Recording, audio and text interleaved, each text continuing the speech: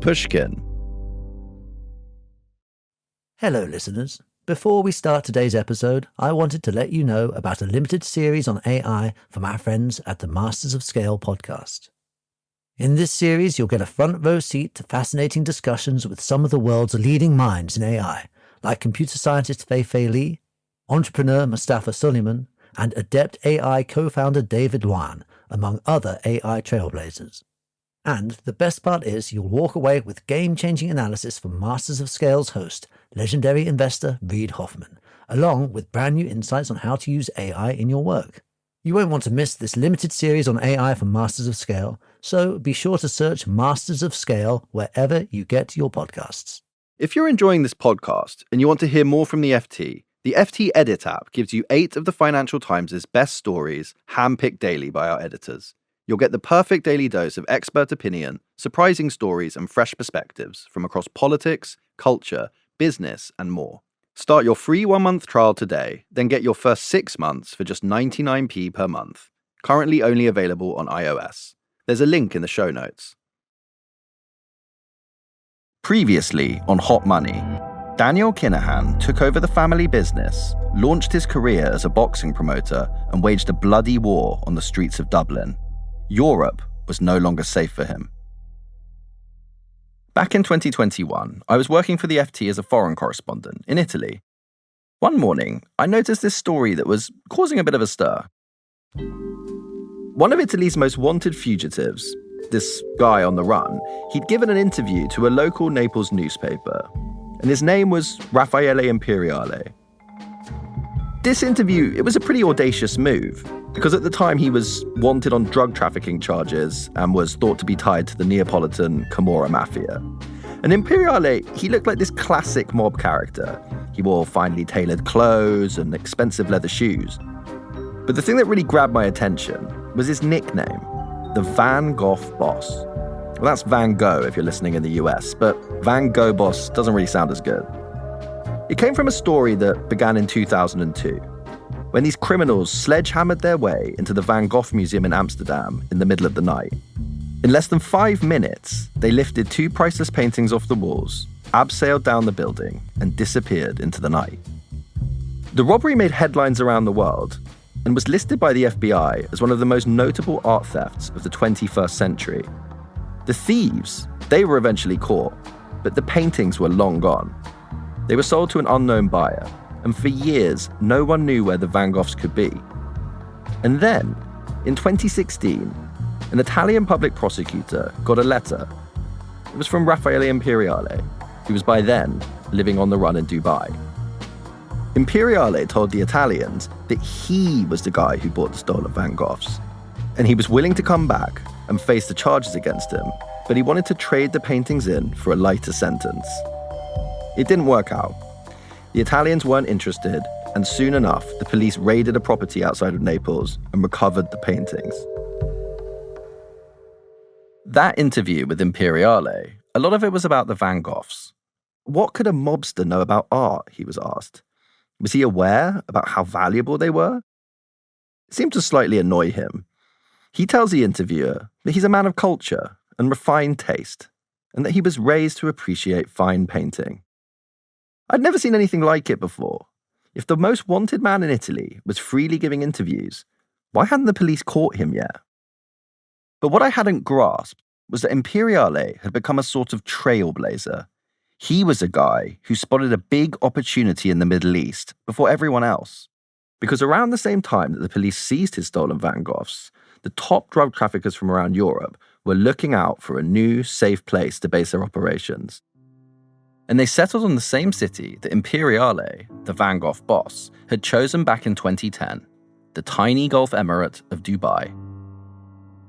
Imperiale had seen that Dubai was a dream location for a man like him, and soon the Kinahans and other top bosses in Europe would be following him out to the Middle East. Alone, each of these men were ruthless and cunning operators, but once they're all together in Dubai, they begin to pool their resources. They came to realize that by forming a new type of criminal group, they could become richer, more powerful, and more feared than their wildest dreams. They were about to transform organized crime in Europe and create the super cartel.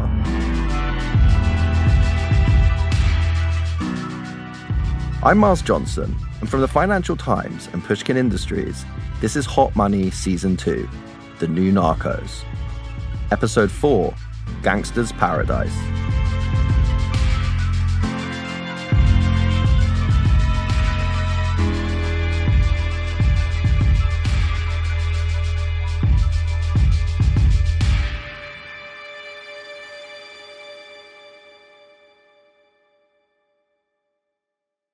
I see Dubai as a bit of a combination between Manhattan, Miami, and Beverly Hills. Matthew Page used to work for the US government in several three-letter agencies. Now he's an analyst and an author who studies corruption and kleptocracy at the Carnegie Endowment. He co-edited a report on Dubai that helped me understand why people like Raffaele Imperiale love living there. Matthew says Dubai, first of all, is a bit like Manhattan. Right? Manhattan, because it's got that sort of elite skyscraper type of feel to it. Beverly Hills, sort of that conspicuous consumption, the bling, the if it wasn't so hot, they'd have furs, but they certainly have the Bentleys and haute couture. And then also Miami, because of the climate, the beaches, the beautiful people. In that newspaper interview, Imperiale says his life in Dubai is nothing fancy. But I've got hold of an Italian police file on him that tells a different story. It's based on wiretaps, informant testimony, financial documents, and information shared by police around the world.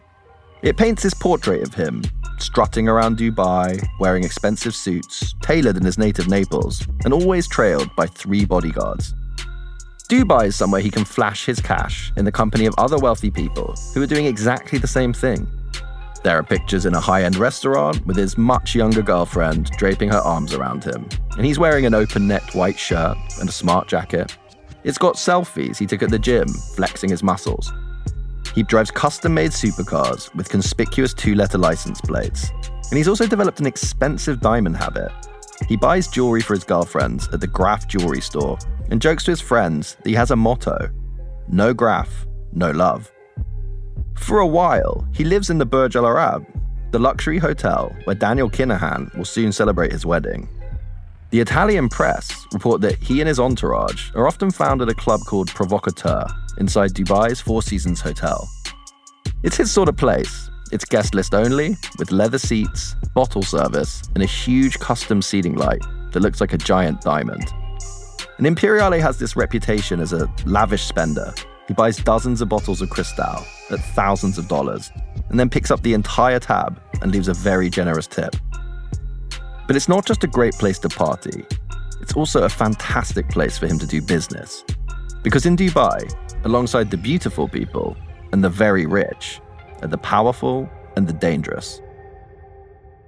Someone once told me that the best way to describe Dubai is sort of like a bling version of the cantina in Star Wars, full of these strange and shadowy characters from around the world. You have hedge fund managers and professional athletes drinking at the same bars as Russian oligarchs and cocaine kingpins. It could be an Afghan warlord who has taken all the money that he made during the Karzai regime, and now that the Taliban is back in control, kind of can't go back to the fiefdom that he once ruled. The Instagram influencer who makes their living taking pictures of themselves on fabulous yachts. It could be the sort of nerdy but indispensable sort of pasty British accountant who provides the services that these individuals need and legitimizes them. It could be people like Isabel dos Santos, former head of Angola's national oil company, and whose father was the former president. And she's basically on the run from international law enforcement. And that's not to mention the local elites, right? The royal family, the ruling family, cousins and nephews and grandchildren, who are the most powerful people in this country. To understand why Dubai was the perfect place for a bunch of international drug lords to join forces, you need to know a little bit about its history. It's part of the United Arab Emirates, a federation made up of 7 neighboring monarchies. Before the UAE gained independence in 1971, the region was a British colony and an important source of oil. But the oil belongs to Dubai's Emirati neighbour, Abu Dhabi, so when the British left and the UAE was born, Dubai needed to find ways to diversify its economy. And it was really a tiny place with just a few tens of thousands of people until the 1980s and 1990s when it saw an explosive growth. So the royal family in Dubai really had a vision of how to transform the emirate by building lots of, world-class infrastructure, power, roads, airport, seaport. And it wasn't just infrastructure. The royal family also invested in some of the most luxurious real estate in the world. Dubai today is now full of skyscrapers and gated communities. Some of them are built on these artificial sand islands that stretch out into the Persian Gulf. If you've never seen them before, they're pretty surreal. There's one in the shape of a palm tree. There's another archipelago that replicates a map of the world. And they're isolated, which means for the rich and the powerful, they feel safe. When Imperiale moves to Dubai, he starts to make huge investments in property, and he doesn't settle for anything but the very best. He buys the island on the archipelago that's shaped like Taiwan, worth an estimated $80 million. He begins a project to build 10 luxury villas worth $20 million each. And, according to a police file, he tried to get Zaha Hadid, the critically acclaimed architect, to design them. Because in Dubai, he can spend that sort of money without too many questions being asked. Dubai is like a membrane. It's where the sort of brackish waters of the underworld and the murky waters sort of percolate and mingle with the fresh water of the rules-based international financial system. And that really captures Dubai in a nutshell. It's a place where these different flows merge and mix and just generally come out cleaner and sweeter smelling than they came in. But Dubai has also been an island of stability in a region that, otherwise from the perspective of the West, has been pretty unstable. And so in the 1990s, a lot of Western banks and other companies, they chose Dubai as their base in the region. But at the same time, its own system of rules has been kept loose and fungible enough to allow the penetration of a lot of unexplained wealth, illicit funds into the country. And as a result, it served as a magnet for those types of funds. The fact that there's lots of people who want to move there, presumably that has also resulted in springing up of financial and technical kind of infrastructure to support people bringing money from all around the world. Absolutely. So these include, high-end estate agents, the people who, again, manage those transactions, the accountants, the conveyors, and so forth. It involves lawyers and maybe PR consultants as well, and people who are essentially functioning as wealth managers and helping you, often within the bounds of what is legal, avoid tax and optimize the wealth that you have gained, without necessarily questioning what the source of that wealth is. I mean, if you think about it, the international financial system, as 21st century as it is, with, contactless payment and instant transactions around the globe, is still a very sort of almost like 18th century element to it. There's a lot of trust involved. There's a lot of essentially taking people at their word that the money that they've acquired is legitimate. In countries like the US or the UK, if you suddenly turn up to a bank with $1 million in a suitcase, they might get a little twitchy. But in Dubai, according to Matthew, very few questions are asked about where your cash comes from. They're just looking for ways essentially to take that wealth off you, and in exchange for a luxury apartment or a high-end car, or looking to provide services to you, an extraordinarily high net worth individual. Whether you be a Silicon Valley, multi-billionaire who earned your money legitimately, or you're a drug trafficking kingpin from Europe.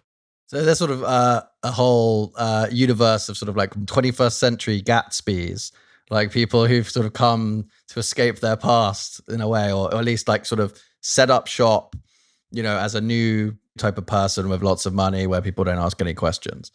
Yeah, and it's a way in which wealth can be traded or exchanged for elite status, right? Places like Oxford and Cambridge used to be that for global elites 100 years ago, right? This is the 21st century answer to that. And it's all about conspicuous consumption, Instagram selfies and ill-gotten wealth. But there's another very important part to living in Dubai that even the bloodiest crime bosses understand. You might be murdering people or shipping industrial quantities of drugs somewhere else, but you don't commit violent crime in Dubai. And that means, for a city inhabited by some of the scariest men on the planet, it's pretty safe.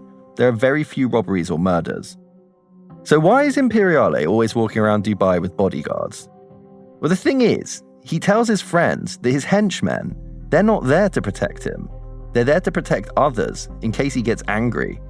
Because in Dubai, you've got to keep your temper under control. And if you do that, then most of the time, the authorities there, they'll leave you alone. At the time, Dubai doesn't have extradition agreements with a lot of other countries. So even if you do get in trouble, it's very hard for the police to actually get you. And that means, for the Kinahans, Dubai will be like the Costa del Sol, but even better. More luxurious, lower risk, and way beyond the reach of European law enforcement.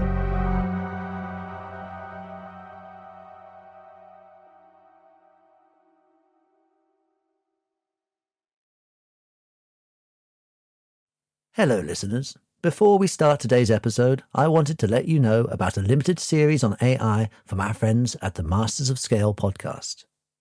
In this series, you'll get a front row seat to fascinating discussions with some of the world's leading minds in AI, like computer scientist Fei Li, entrepreneur Mustafa Suleiman, and adept AI co-founder David Luan, among other AI trailblazers. And the best part is you'll walk away with game-changing analysis from Masters of Scale's host, legendary investor Reid Hoffman, along with brand new insights on how to use AI in your work. You won't want to miss this limited series on AI from Masters of Scale, so be sure to search Masters of Scale wherever you get your podcasts.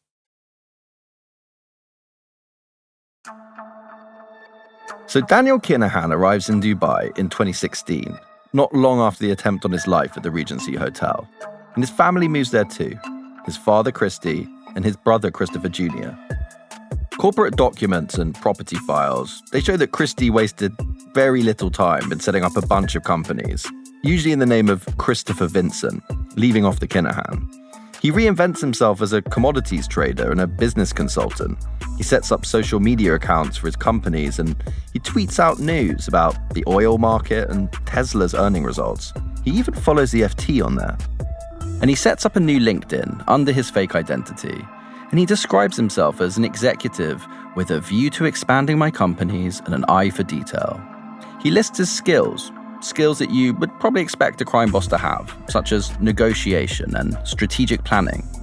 And actually, many of his top business contacts, people like Imperiale, guys he's known for years through the European cocaine market, they're all out there with him. It's around this time that different police forces, they start to see that something pretty big's happening in Dubai. At the start, they only get little snippets of meetings and deals. They learn that the Kinahans and Imperiale, they're spending more time together. And other notorious kingpins, they seem to be part of the same group. Ridouan Taghi, he shows up in Dubai. He's a Dutch-Moroccan crime boss who's linked to multiple murders. There's also a Chilean called Richard Riquelme Vega. He's nicknamed El Rico, or the rich guy. Under the giant diamond in Provocateur, in five-star restaurants and high-end hotels, these gangsters, they start to form a sort of consortium. It's a powerful new alliance. And European police, they believe that by 2017, they've seized control of a third of the continent's cocaine market. That's a business worth billions of dollars a year. And that's how they earn the name, the super cartel. Like any criminal conspiracy, it's not easy to get a clear picture of how it works. I've tried to piece it together, a sort of tapestry of information.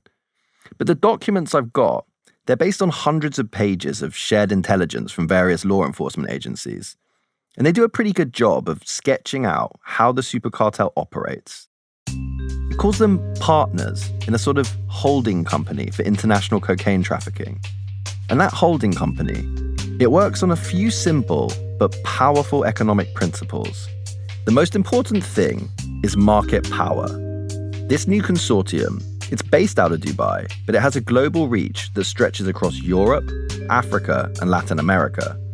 And by being bigger, the super cartel can buy cocaine in larger quantities at lower prices. They can spread their risk. The file says that they work to form joint ventures with Colombian cartels to, quote, control the trafficking of cocaine from South America into the ports of Rotterdam and Antwerp. They share the same transport routes, and they start to pool their cash. The aim is to, quote, maintain control of the supply channels, because that gives them bigger market share in Europe and a better ability to set prices. And the cartel starts to establish economic co-interests.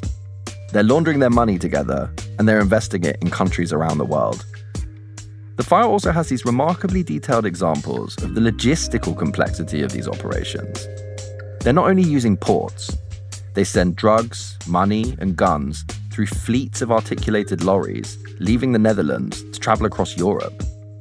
And there are these photos sent between Imperiale and his crew of huge shipments of cocaine sitting in a warehouse. They're on industrial pallets. In this case, it's being sent to Sydney, Australia, in a shipping container disguised as Italian natural stone. On another occasion, Imperiale arranges for a truck filled with several million euros to be sent to a fellow super cartel member's son in the Netherlands. So this is starting to look quite a lot like the way you'd structure a multinational trading company. You've got equity partners, pooling their resources and spreading their risk. And they use their scale to get cheaper prices and lower distribution costs. And profit margins, they go up. Business is booming, and all of them are making more money than ever before.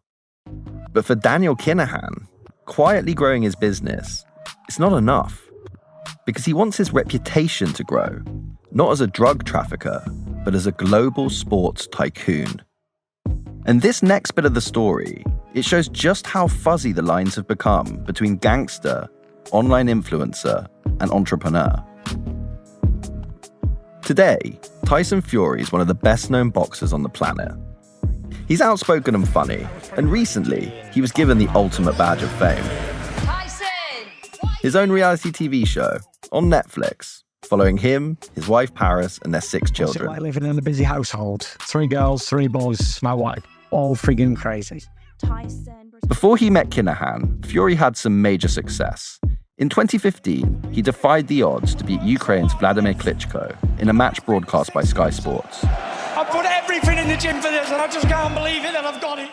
To Fury's credit, it is genuinely one of the best wins that a British boxer has ever done. It wasn't in England, it was a win on foreign soil, and it was against a guy who hadn't been beaten for more than a decade. But after that win, Tyson Fury's life just spiraled. This is boxing journalist Alan Dawson. He tested positive for the banned substance nandrolone, and by his own admission, he was using cocaine and drinking tequila in the morning. By 2017, Tyson Fury's down and out. He later talked about this period of his life on Joe Rogan's podcast. I'd wake up and I think, why did I wake up this morning? This is coming from a man who had everything: money, fame, glory, titles, a wife, a family, kids, everything. But I felt as if I had nothing. I felt there was an empty, gaping hole. So Kinahan entered his life at this point. When Daniel Kinahan was in Spain, he picked up promising young boxers, paying for the best trainers and the best equipment. But that's not what Fury needs. And it's kind of unclear what specifically Kinahan did for Fury, but for Ben Davison, who was Tyson Fury's coach at the time, it was simply a belief in him. It's a theme I've observed in Kinahan, where he tends to enter people's lives when they're at their lowest ebb, and I kind of see that in quite a predatory way. In 2017, Tyson Fury posts a selfie on Twitter. He and Daniel Kinahan are sitting next to each other, both wearing colourful shirts. They look relaxed, they're grinning, arms around each other's shoulders, giving the camera a thumbs up. They look like best friends. It's a classic story. The fallen champion on the ropes, needing to relaunch their career. Tyson Fury doesn't have any connection to crime, but just like that, one of the world's most famous boxers has a new advisor, Daniel Kinahan. Fury is clearly one of the most talented, if not the most talented boxer of his generation, at least British boxer. He's clearly like a huge figure in the sport. But what does it do for Kinahan? What does signing up a boxer like Tyson Fury do for this seemingly fairly small, low-level figure in boxing? It completely legitimizes him in boxing. He's in the ear of the number one heavyweight in boxing. Yeah, that was really the beginning for Daniel Kinahan to become one of probably the top 3 most powerful figures in the entire sport. Through Daniel's friendship with Tyson Fury, a whole new world of celebrity and fame is opening up. So in 2017, he's at the top of his game. He's rich and he's feared. And he's about to get married. It's a huge moment in anyone's life. The venue for the big day is the Burj Al Arab, arguably the most luxurious hotel in the entire Middle East, and easily one of the most expensive in the world. It's all about as far from inner city Dublin as you could be. But his fiancée, the woman by his side as he builds his family's empire in the Middle East, she comes from much closer to home. Daniel's bride-to-be was born close to where he grew up. And for Nicola Tallant, the Irish crime reporter we heard from last time, his choice of partner gives us an important insight into Daniel's character.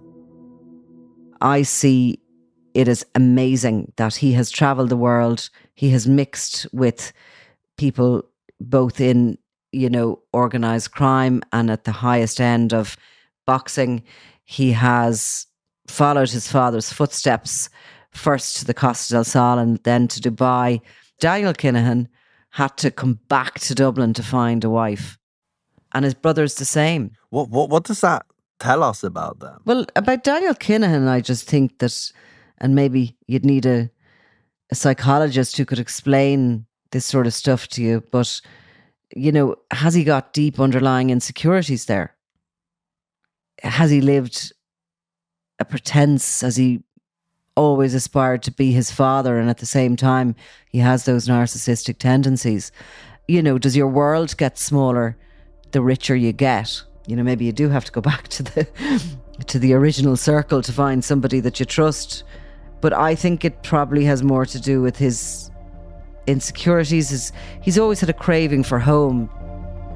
And maybe that's why, while he's getting ready to enter a new phase of his life, Daniel just can't let go of old grudges.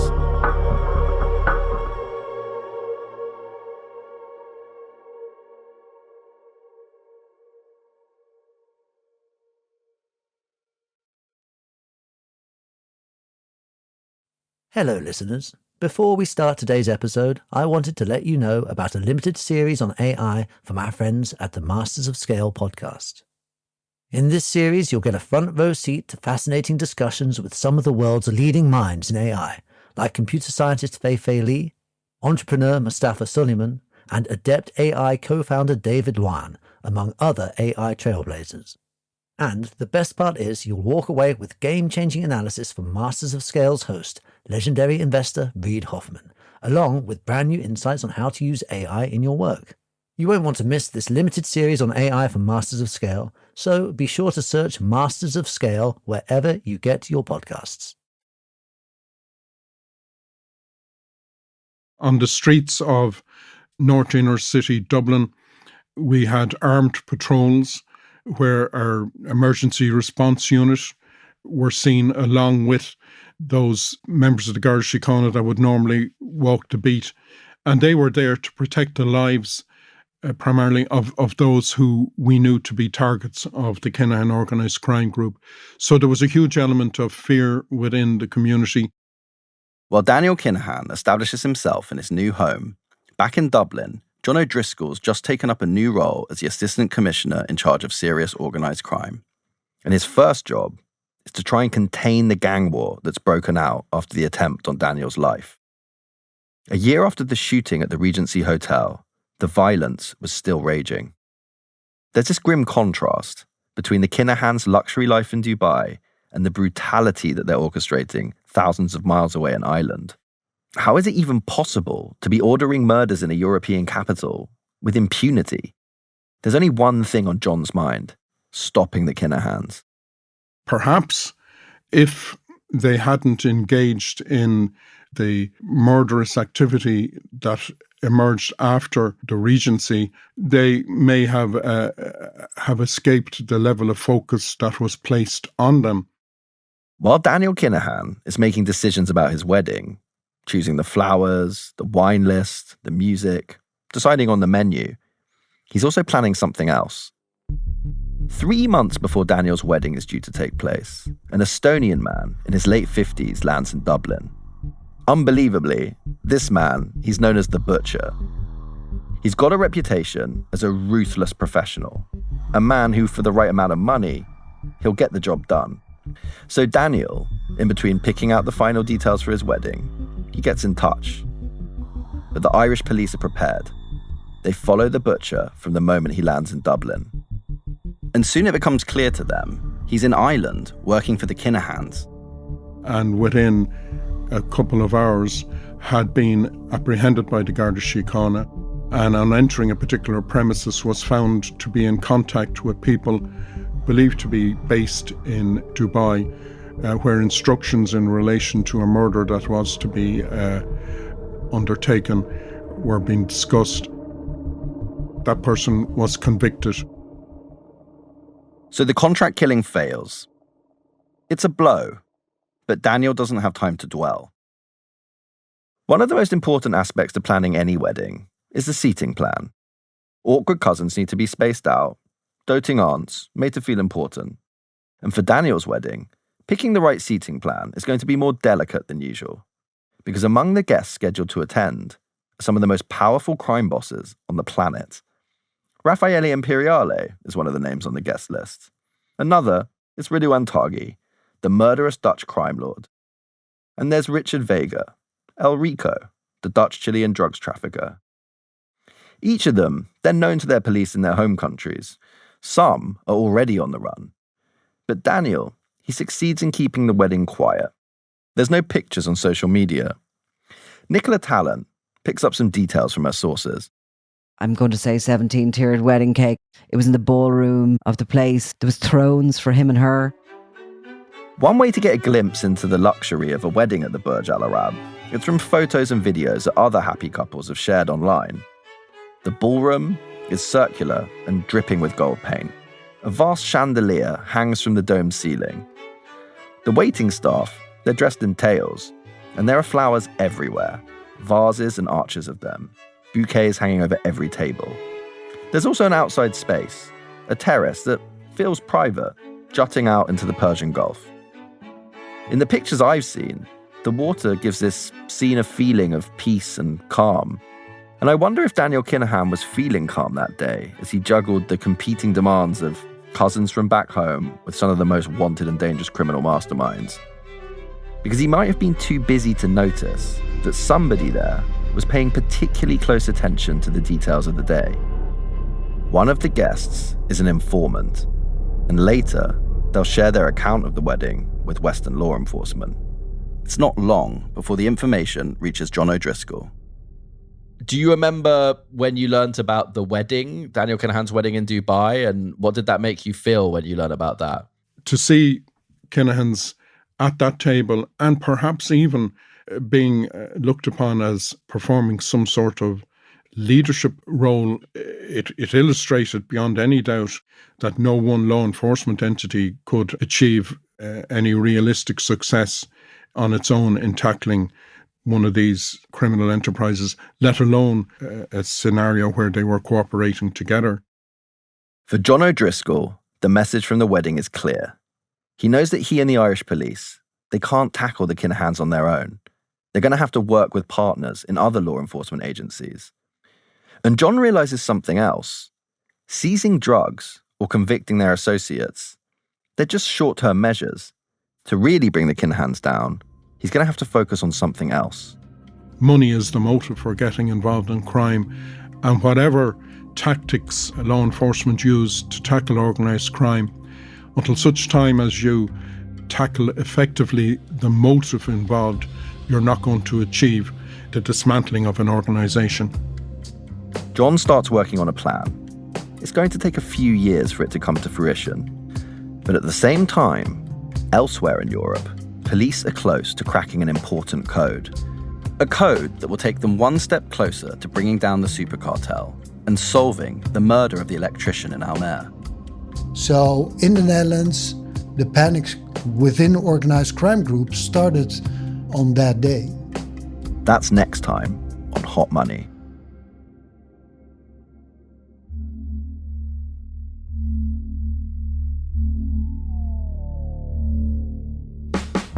Hot Money is a production of the Financial Times and Pushkin Industries.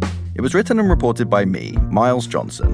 And if you've got any leads or information about this story, you can email me at newnarcos@ft.com. The series producer is Peggy Sutton. Edith Rousselot is the associate producer. Fact-checking is by Arthur Gompertz. Engineering by Sarah Bruguer. Sound design from Jake Gorski. Jeremy Wormsley wrote the original music. Our editor is Sarah Nix. And the executive producers are Jacob Goldstein and Cheryl Brumley. Special thanks to Laura Clark, Alistair Mackey, and Breen Turner.